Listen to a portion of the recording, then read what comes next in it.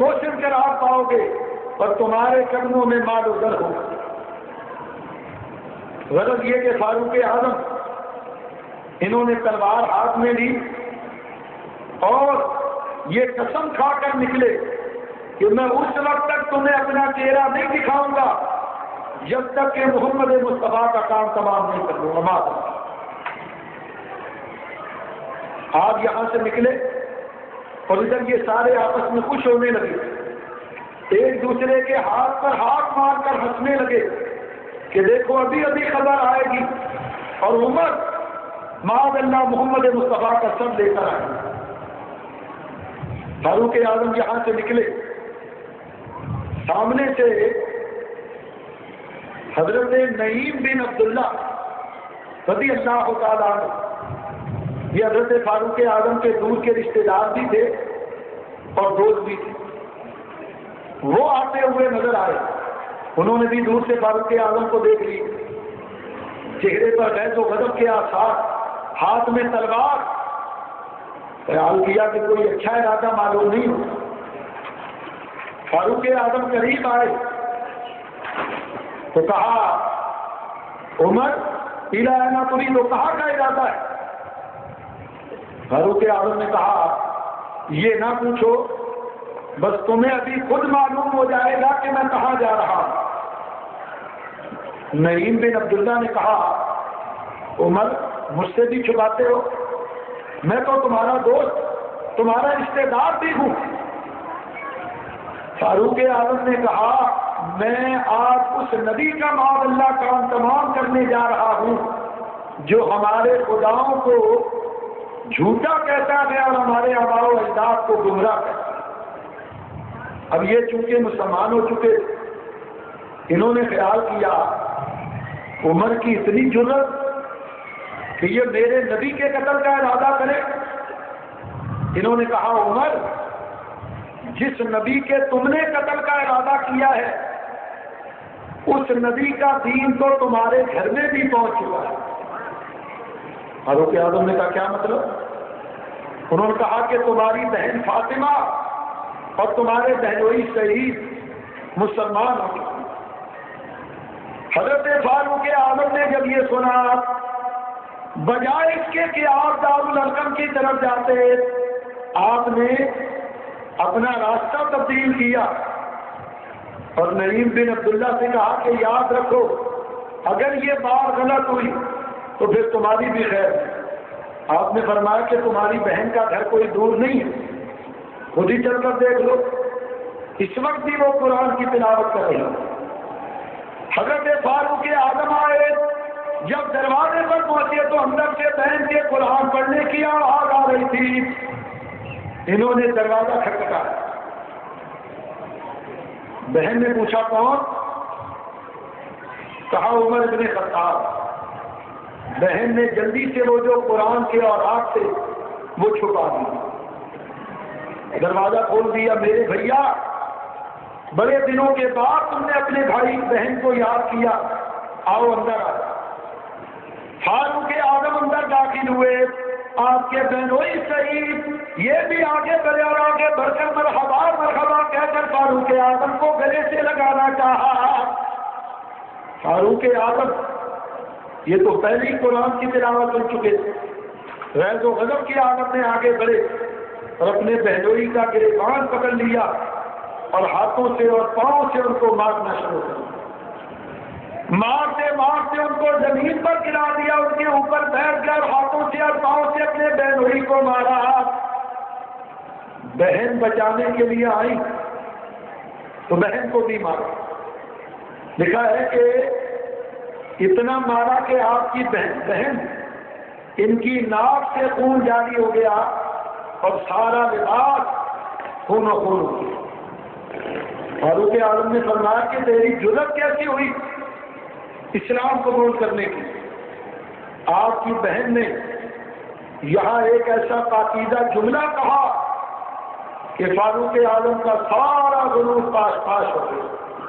بہن نے کہا، بہن بولی عمر چاہے ہمیں تو مار دی ڈالے،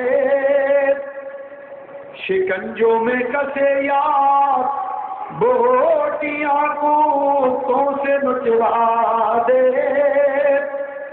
مگر ہم اپنے دین حق سے ہرگز پھر نہیں سکتے، بلندی معرفت کی مل گئی ہے گر نہیں سکتے۔ فاروق اعظم نے جب یہ سنا تو خیال کیا کہ آخر یہ نبی کیا پلا دیتا ہے، جو بھی اس نبی کو دیکھتا ہے اسی کا کلمہ پڑھ لیتا ہے۔ حضرت فاروق اعظم اپنی بہن کی طرف متوجہ ہوئے، فرمایا جب میں گھر میں داخل ہوا تو کون سا کلام پڑھ رہی تھی؟ آپ کی بہن نے فرمایا عمر وہ اللہ کا پاکیزہ کلام۔ کہا لاؤ مجھے بھی دکھاؤ میں بھی دیکھوں وہ کون سا کلام۔ آپ نے فرمایا عمر وہ اللہ کا پاکیزہ کلام ہے، تم اس کو ہاتھ نہیں لگا سکتے ہو، اگر ہاتھ لگانا چاہتے ہو تو پہلے پاک بنو۔ اللہ فرماتا لا یمسہ الا المطہرون، اللہ فرماتا قرآن کو وہی چھوئے جو تم میں پاک ہو، اگر اس کو ہاتھ لگانا چاہتے ہو تو پہلے پاک بنو۔ تو ایک رات میں آیا کہ حضرت فاروق اعظم نے غسل کیا،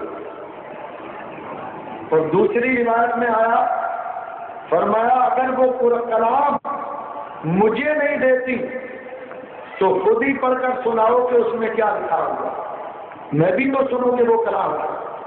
بہن نے قرآن پڑھنا شروع کیا۔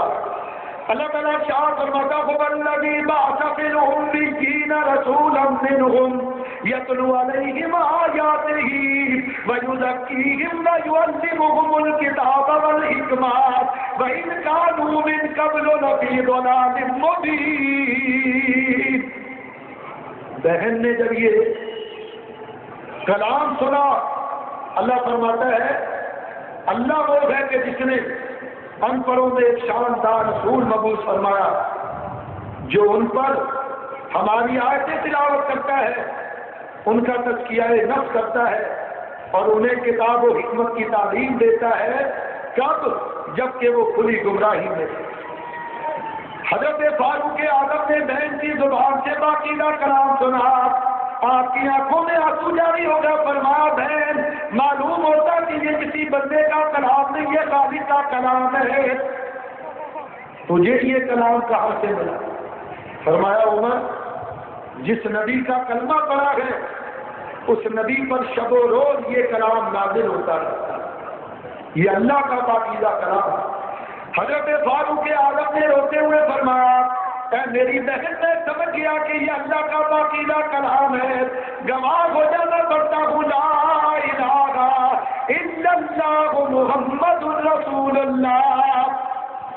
کلمہ پڑھ کے مسلمان بے اختیار آنکھوں سے آنسو جاری، اور بہن اپنے بھائی کو دلاسا دے رہی میرے بھیا تمہاری بہن فاطمہ تم پر قربان، میرے بھائی 1000 بہنیں ہو تو تم پر قربان کر دی جائیں، آج تم نے اپنی بہن کی بات کو مان لیا، اللہ کے رسول کو مان لیا، تم نے پاکیزہ کلام پر یقین کر لیا، تمہاری بہن تم سے راضی ہو گئی۔ حضرت فاروق اعظم روتے اور آپ کی بہن انہیں دلاسا دیتی۔ اب ذرا اندازہ کرو ایک بہن وہ تھی کہ اس نے قرآن پڑھا، فاروق اعظم کی زندگی میں انقلاب برپا ہو گیا۔ دعا کرو اللہ ہماری ماؤں بہنوں کو بھی یہ مقام عطا کرے، وہ قرآن پڑھے تو میری تمہاری زندگی میں بھی انقلاب برپا ہو۔ یاد رکھو اسی انقلاب کی آج اسلام کو ضرورت۔ حضرت فاروق اعظم نے روتے ہوئے تلوار اٹھائی، بہن نے فرمایا عمر کہاں کا ارادہ ہے؟ فرمایا کس نبی کی غلامی اختیار کی ہے اسی نبی کی بارگاہ میں جا رہا۔ آپ نے تلوار لی اور نکلے۔ ادھر نبی پاک علیہ السلام، میں نے پہلے بتایا تھا کہ مکہ مکرمہ میں 2 پہاڑیاں بڑی مشہور، ایک صفا اور ایک مروہ۔ یہ دونوں پہاڑیاں ان کے دامن میں ایک مکان بنا ہوا تھا، دار الارقم، حضرت زید بن ارقم رضی اللہ تعالیٰ عنہ کا مکان۔ حضور اس مکان میں رونق افروز تھی۔ ابھی اسلام کی تبلیغ کھل کر اعلان شروع نہیں ہوئی۔